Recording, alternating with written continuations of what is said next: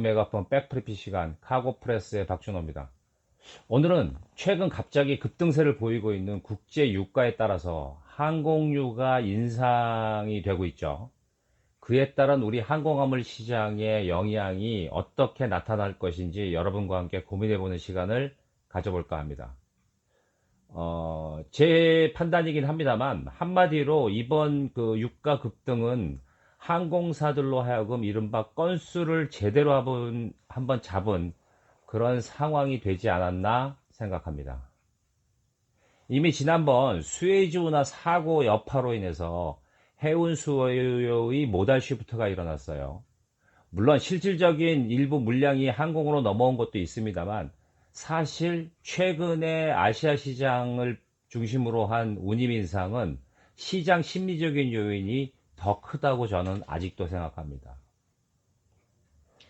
항공사들은 글로벌 경기 회복 기대감으로 미국을 시작으로 해서 지금 국제 유가가 출렁이자 이를 현재 고운임을 유지할 수 있는 명분으로 삼을 수 있는 좋은 기회를 맞닥뜨리고 있다고 생각합니다.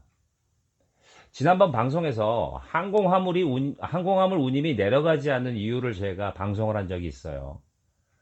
그때 잠시 유류할증료 이야기를 드린 바 있습니다. 그래서 실질적인 인상 요인이라기보다는 유가에 대한 그 압박은 시장 심리적인 요인으로 작용할 것이고, 이를 항공사들은 새로운 변수로 활용해서 적어도 지금의 현 고운임 체제를 유지하거나 조금 더 나간다면 실질적인 인상의 명분으로 삼을 수 있다고 제가 말씀드렸는데, 이번에 딱 그 타이밍이 온 것입니다. 일단 국제유가 동향을 보죠. 지난 4월 9일 기준으로 항공유 제토유 가격은 배럴당이죠. 죄송합니다. 배럴당 66.9달러, 갤런으로는 한 1.59달러 정도가 됐습니다. 이는 지난 12개월 이전에 항공사들이 항공기를 운항하기 위해서 급유하는데 지불했던 갤런당 70센트보다 약 2배 이상의 가격 상승을 보인 것입니다. 결국 예상보다 빠르게 팬데믹 이전의 항공유 가격으로 국제유가는 먼저 회복한 셈이죠. 우리가 국제유가의 바로메타라고 할 수 있는 브렌트유 가격을 좀 보죠. 브렌트유도 지난 3월 기준으로 배럴당 평균 한 65달러, 이는 2월보다는 한 3달러가 더 오른 가격이고요. 작년도, 그러니까 2020년 3월보다는 배럴당 33달러 상승한 수치입니다. 거의 배 이상 늘어났다고 볼 수 있는 거죠. 이 백브리핑을 방송하는 기준 4월 16일입니다. 기준으로 브렌트유는 66.94달러를 기록했습니다. 브렌트유는 엄밀하게 해서 우리 항공유하고는 직접적인 연관은 없어요. 우리와 연관된 두바이유조차도 한 63달러에서 64달러 정도를 기록했습니다. 최근 기준으로 보면 가파른 상승 기세라고 볼 수 있어요. 유가가 오르면 항공유가 오르고 당연히 유가 할증료를 부담하게 되죠. 현재 한국 시장의 FSC는 뭐 4월까지도 한 900원, 1000원 정도 됩니다. 뭐 단거리 장거리 있습니다만 여러분 다 아시겠습니다만, 물론 뭐 여타 항공사는 뭐 한국발이 아닌 뭐 자국발을 기준으로 했을 때 뭐 500원, 어떤 경우 뭐 1000원 이상을 받는 항공사도 있어요. 중동계 캐리어들 같은 경우는 중동에서 출발하는 가격이 많이 올랐다고 그러더라고요. 뭐 인도나 중국도 마찬가지고요. 하지만 현재 운임이 이렇게 높은데 100원 정도의 유가 할증료, 뭐 말이 뭐 조금 심하게 얘기하면 껌이죠. 신경도 안 씁니다, 시장에선. 하지만 지난번에도 말씀드린 것처럼 유류 할증료가 문제가 아니라는 거죠. 국제 유가의 급격한 상승은 항공사들에게 운임을 고수하거나 또는 인상의 빌미를 줄 수 있는 아주 좋은 기회라는 점에서 우리 시장 참여자들은 좀 주목해야 한다는 것입니다. 물론 유류할증료조차도 뭐 100원이든 뭐 900원이든 유류할증료가 올라가는 것만큼 부과를 하는데, 뭐 거기에 또 아직까지는 불과 뭐 100원, 뭐 많아야 2, 300원 정도 될 것인데 무슨 운임을 인상하겠냐라고 말씀하시는 분들도 계실 겁니다. 물론입니다. 그 말이 맞아요. 뭐 이 정도 유가 인상을 핑계로 항공사가 운임을 대폭 올린다? 말은 안 되죠.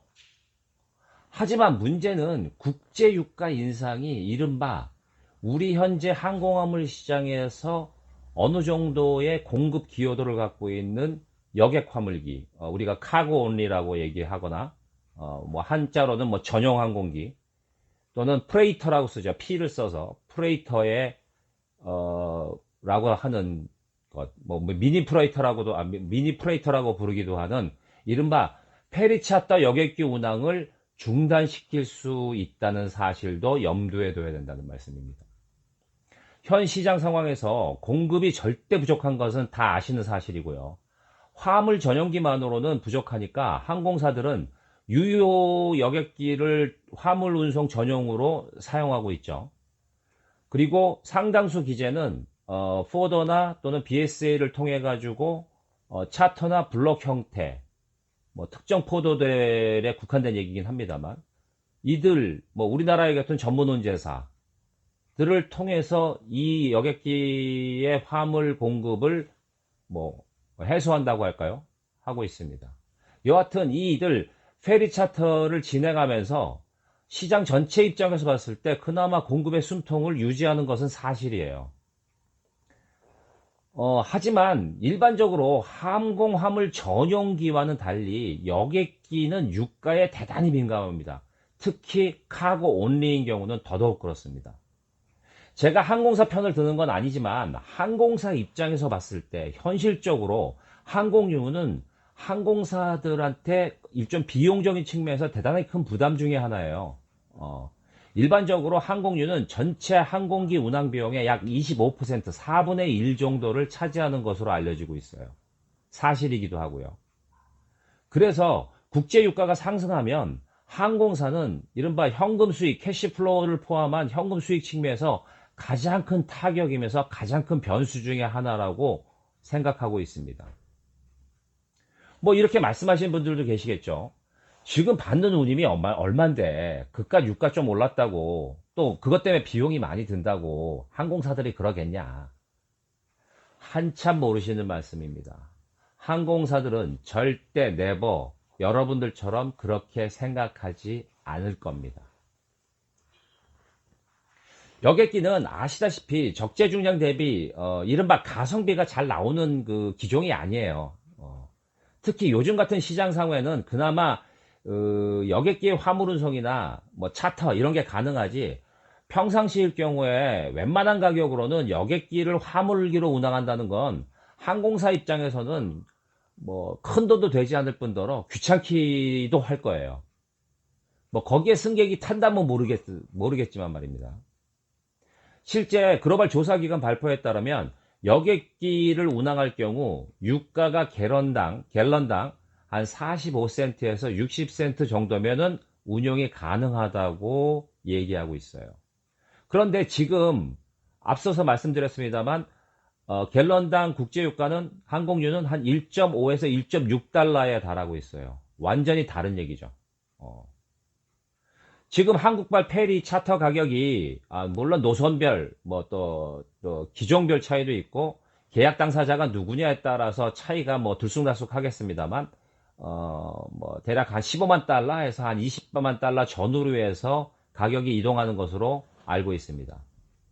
뭐 여객기가 뭐 많으면 25톤에서 한 35톤 정도 전후 실을 수 있다고 가정한다면 대략 4,800원, 한 5,000원 정도 킬로그당 운임이 나온다고 볼 수 있는 거죠. 결국 항공사들은 국제 유가로 인한 운항비 압박을 받을 경우 이 페리 차터 가격을 올릴 수밖에 없죠. 아니면 그 여객기를 원래대로 그냥 그라운딩 해버리는 게 훨씬 더 나을 수도 있습니다. 어떤 선택을 할지는 잘 모르겠습니다만. 그런데 항공사가 어떤 선택을 하든 시장은 가격 압박을 받습니다. 실질적으로든 심리적으로든 말씀입니다. 운임을 올리면 올리는 대로 뭐 가격에 변동성이 생기겠죠. 그리고 아 이건 도저히 돈도 안 되니까 운항을 포기할래 라고 하면 아시겠습니다만 아직까지 공급 부족에서 벗어나지 못한 상황에서 여객기가 빠진다는 건 큰 문제입니다. 당연히 화물 전용기 운임은 올라가고 시장 가격은 올라갑니다. 아주 개인적인 생각입니다만 저는 이 부분에서 시장 심리적인 요인을 제가 자꾸 강조하는데요. 항공사들이 이를 저는 이용할 거라고 생각을 해요. 사실 아직은 그다지 큰 비용적 압박을 느끼는 시점은 아니에요.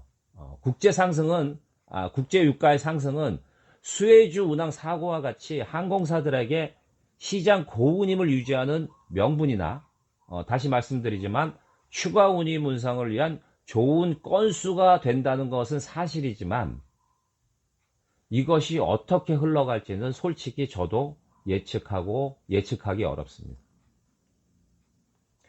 글로벌 시장을 기준으로 해서 이번 팬데믹으로 인해 가지고 항공사들은 대략 한 2,500대의 여기기를 화물 시장에 투입하고 있어요. 하지만 공급은 여전히 부족하죠. 아무리 적게 잡아도 화물 공급의 15%는 지금 공중에서 사라진 거예요. 그 작은 공급으로 갖고 지금 현 수요에 저희 항공화물 시장이 대응하고 있는 것이죠. 그런데 수요는 점점 늘어요. 각종 통계를 보면 팬데믹 이전과 이후에 항공화물 시장 수요를 계속 비교해 옵니다. 매달. 근데 뭐 줄지는 않지만 조금씩 늘어요. 그럼에도 불구하고 여전히 팬데믹 이전보다는 수요가 회복된 건 아니에요. 절대 물량으로 봤을 때 말입니다. 그런데 수요가 없긴 하지만 공급이 너무 부족하다 보니까 시장 가격이 상승한 거죠. 뭐 아시겠습니다만. 하지만 지난 2월이죠. 전년 동기비 글로벌 항공화물 수요가 9%가 늘었다고 발표가 됐어요. 공급은 여전히 답보 상태인데 수요는 급격하게 팬데믹 이전 수준으로 원상복귀 중이라는 사실입니다. 그러니 포딩이라든가 글로벌 포딩 위주가 되겠습니다만 하드블럭보다는 차라리 전체 항공기 임대가 더 유리하다고 판단하기도 해요. 그런 포드들이 점점 많아져요. 중국 시장의 이야기지만 지난 4월 초죠. 747 화물기를 내놨더니만 100만 달러에 팔렸다는 차터로 팔렸다는 그런 소식이 전해질 정도로 말입니다. 솔직히 국제유가 동향은 예측할 수 없습니다. 뭐 이러다가 갑자기 뭐 내일부터 갑자기 훅 떨어질 수 있어요. 하지만 많은 유가 전문가들 중에서 일부는 적어도 올 여름에 경기 회복과 더불어서 배럴당 한 80달러 이상으로 올라갈 거라고 보는 전문가도 있고요. 일부 전문가지는 한 3분기까지는 한 현재 60달러 수준이 왔다 갔다 하다가 70달러의 정점을 찍을 거라고 보는 전문가도 있습니다. 일반적으로 국제유가 시장에서는 최저 한 55달러에서 평균적으로 최고 한 60달러 전후로 상반기는 지나가지 않을까라고 보는 것이 정설이긴 합니다. 결국 어떤 수준이 됐던 항공유 가격은 경기 회복 기대감만으로도 가격이 상향 조정이 될 것만은 사실입니다. 뭐 현재로서는 딱히 우리 항공화물 시장 관계자들이 어떻게 여기에 대응해야 될지 대안을 가질 수 있는 것은 없어요. 뭐 제가 생각해도 그렇고요. 그저 높으신 우리 항공사 여러분들의 뭐 선처만을 바랄 뿐이겠죠. 하지만 인상 효과가 나타날 것이 확실하다고 생각하는 현 시점에서 시장에 대응하는 전략은 미리미리 마련해 놔야 된다고 저는 생각합니다. 오늘은 여기까지 하겠습니다. 감사합니다. 구독, 좋아요, 기본인 거 아시죠?